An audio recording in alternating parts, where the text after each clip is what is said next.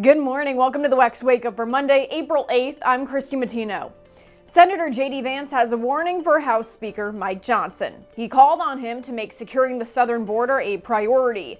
Now, the topic of fixing the border while providing financial aid to Ukraine has been discussed greatly among House Republicans, and some have been critical of Johnson, including Vance.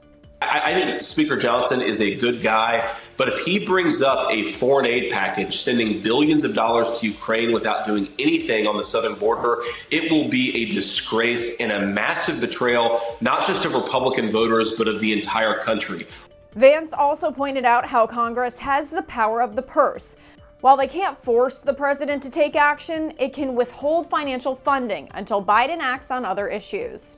And Democratic Senator Coons says protesters have no influence on Biden's Israel stance. Biden used to avoid the topic of ceasefire between Israel and Hamas, but recently he's begun calling for one to take place as soon as all hostages have been released from Hamas. Coons was asked if pro-Palestinian protesters who have threatened not to vote for Biden over the conflict had any impact. No, let me remind you what just happened 2 weeks ago. President Biden signed into law our annual appropriations bill that includes $3.8 billion in support for Israel. I think this is a tactical disagreement that began with Prime Minister Netanyahu insisting he would go into Rafah. The Biden administration has disagreed for a while now that the Israel Defense Forces should enter Rafah in southern Gaza. Coons mentioned a supplemental request from Biden to include $14 billion more for Israel and funds for more foreign aid to countries in need like Ukraine.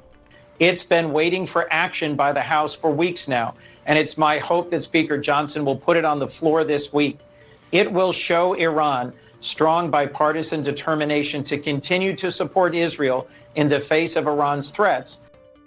And there's been an uptick in GOP voter registrations made in the Sunshine State. Florida registered Republican voters currently outpace Democrats by nearly 900,000. That's a large increase from when Republicans had almost 300,000 fewer voters in 2018.